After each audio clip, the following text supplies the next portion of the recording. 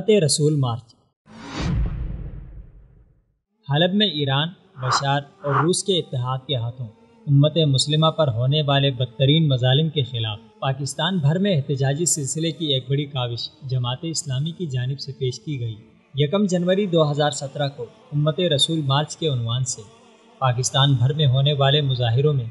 لاکھوں لوگ سڑکوں پر نکلے۔ جماعت اسلامی کی کال پر ملین مارچ میں شامل تمام مکاتب فکر کے مسلمانوں نے شام، عراق، فلسطین، کشمیر اور برما سمیت دنیا بھر میں مسلمانوں پر ہونے والے مظالم پر صدائے احتجاج بلند کی۔ پاکستان میں مذہبی سیاسی جماعتوں میں سے ایک بڑی جماعت اسلامی امت مسلمہ پر ہونے والے مظالم کے خلاف ہمیشہ آواز اٹھاتی رہی ہے۔ ایران کی شاطرانہ ذہنیت سے پوری امت مسلمہ باخبر ہو چکی ہے، اسی لیے اب کی بار جماعت اسلامی نے بھی ایرانی مکارانہ چالوں کے خلاف آواز اٹھائی ہے۔ حلب میں لاکھوں افراد کو بے گھر اور شام کی جنگ میں بشار اقتدار کی دفاع کے لیے 6 سالوں میں 10 لاکھ کے قریب لوگوں کا قتل عام کرنے والے ایران کے عزائم اب کھل کر سامنے آ چکے ہیں۔ ایرانی انقلاب کے پرفریب نعرے کی وجہ سے پاکستان کی کچھ سیاسی جماعتیں دھوکے میں رہیں، لیکن وقت کے ساتھ ساتھ ایرانی ملائی نظام اور ایران کے اسلام اور پاکستان دشمن قوتوں سے اولین اتحاد نے اس کے مکروہ چہرے سے پردہ چاک کیا ہے،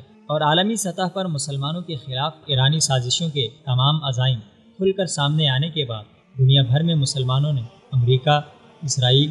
اور روس کی جھولی میں پلنے والے ایران کے خلاف آواز اٹھائی۔ ذرائع کے مطابق کراچی میں حلب کے مظلومین سے اظہار یکجہتی اور بشار، روس اور ایرانی اتحاد کے خلاف ہونے والے عظیم الشان مظاہرے سے جماعت اسلامی کی قیادت کو روکنے کے لیے ایران نے سرتوڑ کوششیں کی، لیکن جماعت اسلامی کی قیادت نے مزید ایران کے دھوکے میں رہنے کو مسترد کرتے ہوئے اس ظلم کے خلاف ایک توانا آواز بلند کی، اور ملک بھر کی طرح کراچی اور اسلام آباد میں بڑے بڑے مظاہرے کیے گئے، جس میں ایران، روس اور بشار رجیم کے ہاتھوں لاکھوں مسلمانوں کے قتل عام اور انسانیت دشمنی کی پرزور مذمت کی گئی، اور عالمی قوتوں سے اس کے خلاف کارروائی کا مطالبہ کیا گیا۔ پاکستانی عوام مظلوم مسلمانوں سے یکجہتی کے لیے ہمیشہ کی طرح سراپا احتجاج بنی رہی۔ ان مظاہروں میں بچے، خواتین اور بزرگ بھی شامل تھے، جو اس ظلم کو ظلم کہنے کے لیے میدان میں نکلے۔ مظاہروں میں شامل بچے کہتے ہیں،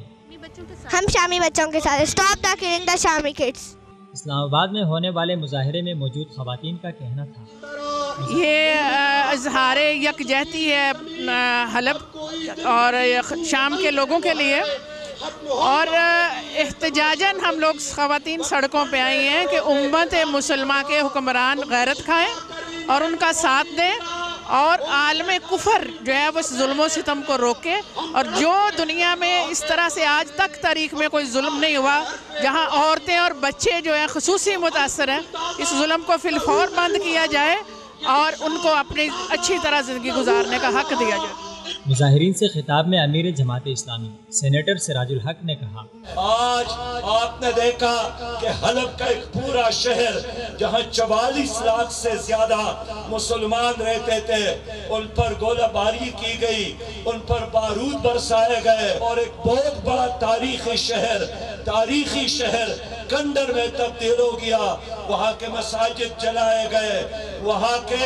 آپ بہنیں اور بیٹیاں اجتماعی عصمت دری کے شکار کیے گئے، اور عالمی اسلام میں خاموشی ہے۔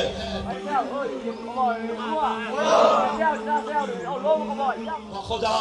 جب میں روہنگیا کے مسلمانوں کو دیکھ رہا ہوں کہ کس طرح چھوٹے بچوں کو مرغیوں کی طرح ذبح کیا جا رہا ہے، پنجروں میں بند کیا جا رہا ہے، اور بغیر مرے ان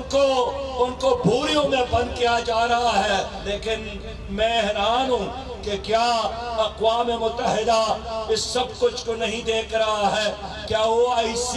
اس ساری سچویشن سے بے خبر ہے؟ کیا سلامتی کونسل کے ارکان جو کپن چوروں کا ایک ٹولہ ہے، بدماشوں کا ایک ٹولہ ہے، وہ اس کو نہیں دیکھ رہا ہے؟ میں حیران ہوں کہ جب عراق نے سمندر میں تیل چھوڑا تھا تو یہی سلامتی کونسل، یہی اقوام متحدہ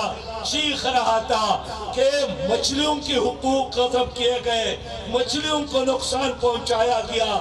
آج وہ یورپ ہے، آج وہ اقوام متحدہ ہے جو जो जानवरों की हुकूक की बात तो करते हैं, लेकिन रोहिंग्या के मुसलमानों की बात, कश्मीरियों के मजलूमों की बात, हलब के मुसलमानों की बात, फलस्तीन के मुसलमानों की बात नहीं कर रहा है। ईरान के खाको खून की आग में जलने वाले मुसलमानान शाम पर मजालिम और इस्लाम दुश्मनों का हमझोली ईरान अपने करतूतों की बदौलत अपना बदनुमा चेहरा अयां कर रहा है। मजहबी जमातें और दुनिया भर में बसने वाले मुसलमान ईरान की शातिराना चाल से वाकिफ हो चुके हैं और उसके खिलाफ सड़कों पर निकल चुके हैं।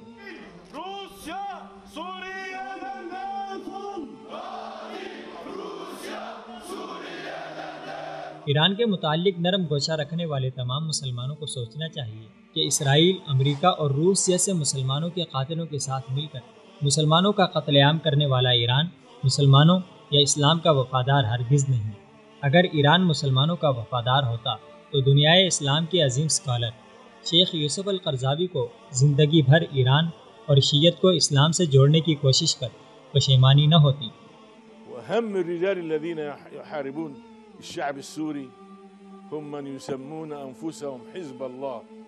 وهم حزب الطاغوت، حزب الشيطان، استحوذ عليهم الشيطان فأنساهم ذكر الله، أولئك حزب الشيطان ألا إن حزب الشيطان هم الخاسرون۔ اور وہ ایران کو شیطان کے لشکر سے تشبیہ نہ دیتے۔ پاکستان کے مقتدر حلقے کو بھی ایران کے مذموم عزائم کا تدارک کرنے کی فوری ضرورت ہے تاکہ ایران شام و عراق اور یمن کی طرح پاکستان میں بھی فرقہ وارانہ فسادات کو فروغ دینے میں ناکام رہے۔